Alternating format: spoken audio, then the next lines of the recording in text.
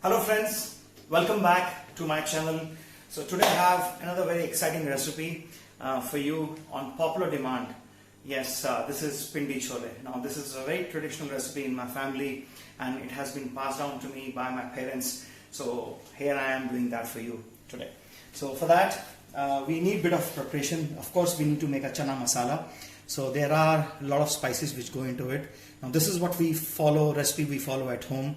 I've got some cumin, I've got bay leaf, I've got coriander seeds, I've got ajwain, which is carom seeds, I've got asafoetida, which is hing, we have then clove, and then we have green cardamom, then we have black cardamom, cinnamon stick, black pepper, this is pomegranate seed powder, anardana what we call.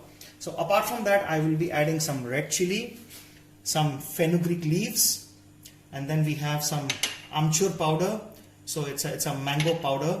I've used black salt in this recipe, and then of course I have a generous amount of ghee. Now this gives the richness to the chana. The quantity of ghee going into the chana can be dependent on how rich you want it, but this recipe actually takes a lot of ghee and oil. You can actually mix ghee and oil half and half if you like that. Now to go on top of chana we need some garnishing. I use cottage cheese, some boiled potato, some tomato, some chili. A lot of places at outside when you come outside you would get a chili pickle. Now some vendors they give a chili pickle, so you can do a rye chili or you can do a rye carrots as a garnish. And then coming back over here we have some ginger. I like to have some chopped onion also as well. Now here is chana what I have taken. Now I'm going to soak this. Now this is soaked overnight, so I already have some prepared. This has to be soaked overnight with a black cardamom and black salt. So you soak it with 4 to 5 times quantity of water, lukewarm water, and then leave it aside to get tender. And then next day morning we just boil it in pressure cooker. We can give 4 whistles, 3 to 4 whistles. Now we have to make sure that the chana are very tender. So we'll show you that. So I had the soaked chana with black cardamom and black salt from overnight, and I have boiled it with 2 tea bags. Now traditionally we use amla to boil the chana, which gives the black color, but because we don't have amla at home, so I have used tea bags to boil my chana. Now make sure the chana is absolutely soft. You know, it just kind of it stays whole, but it's completely mashed, you know, to touch. So very, very soft chana. So it is very important also to reserve the water from chana. So I have this water which is there, which I can use to thin down the curry. Now usually these chanas are eaten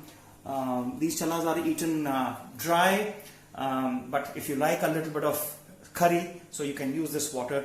So now we start with the recipe. So we have a chana which is already boiled. Now we've strained it and we've reserved the water. Now we have a kadhai here which I've heated up on a high flame, and I put all my spices. So in goes clove, green cardamom, black cardamom, cinnamon, black pepper, bay leaf, cumin seeds, coriander seeds, and ajwain, which is carom seeds. So all this goes inside. The powdered spices which I have over here you can put later. So these needs to be boiled on a slow heat. I'll make the heat slow now since the pan is already hot. We just broil these spices. Now very important thing here is we have to keep extra coriander and cumin. So that's the base spice, and then for spiciness, the hotness, we give black pepper, and then we have fragrant spices. So fragrant spices we have cinnamon, we have black cardamom, and we have green cardamom. So this is the basic spice what I use. You can increase the quantity of spices as per your liking, but this is the formula what I keep usually. So now you see the spices are roasted. Now we switch off the flame and we add a little bit of hing to this and a little bit of pomegranate seed powder because we need to broil it slightly. I add a little bit of kasuri methi, which is fenugreek leaf powder. We broil that as well. And then mango powder. So now all the spices are inside. We take it off the flame. We let it cool and then we grind it to a very, very fine powder to be used later on chana. Now I have broiled all my spices and I have made a fine powder in a grinder. The powder has to be really fine. So this is a fresh chana masala which we are going to use. So in the meantime, we have a pan on over here. I have to make it really hot. So the ghee which I am going to pour on chana, so I pour that on top. So that's a desi ghee. So of course this recipe is not for faint-hearted, but it is absolutely tasty and delicious.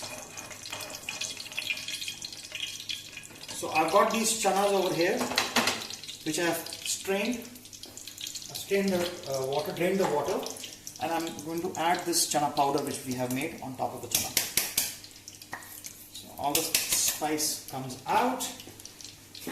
We have to mix it lightly. We have to make sure that we do it so that the chana don't break.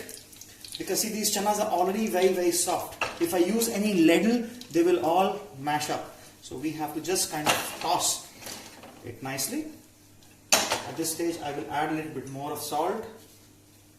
So, and just a little bit of red chili, because I like that beautiful red color. Rest of the red chili I will reserve for the sauce. So once all this is done, I'm going to put some ginger. I'm going to put some green chili on top, fried potato, and then some tomato which I'm going to garnish. I like some onion, so I'm going to put some onion as well.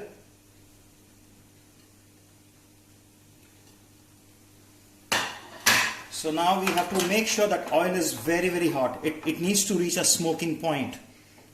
And then we pour a very, very hot oil on top of this. So what we are doing is we are trying to just give a nice coat of fat on chana, and also we are going to give shock to all those beautiful vegetables which we have used for garnish. Alternatively, you can saute the onions and you can brown potatoes. You can make them crisp fry and you can garnish it. But this is how I like to do it. It's easy and simple. So the oil is getting hot. We need to wait till it smokes, almost the smoking point. Now you see it's started to smoke. So we bring the fat and we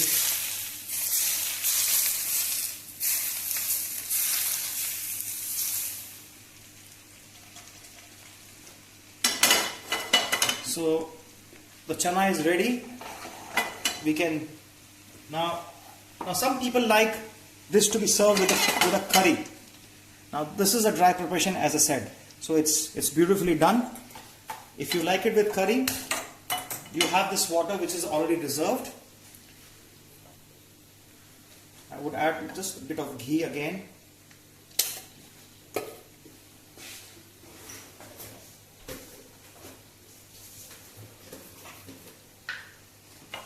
And wait for ghee to get a little hot. Add cumin seeds, add red chili powder, add the water which we have kept earlier for curry.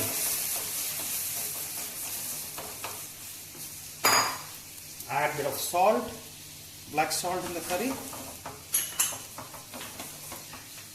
Now that's the curry which is ready, which can go on the chana. So now I've added the curry which we had tempered separately into the chana, and I've just boiled it for another 2 to 3 minutes so that it gets soaked up, dry up. At this stage I add my cottage cheese, paneer. This is a homemade paneer which I'm using, so this goes in the recipe.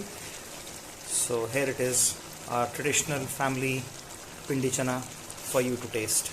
Enjoy.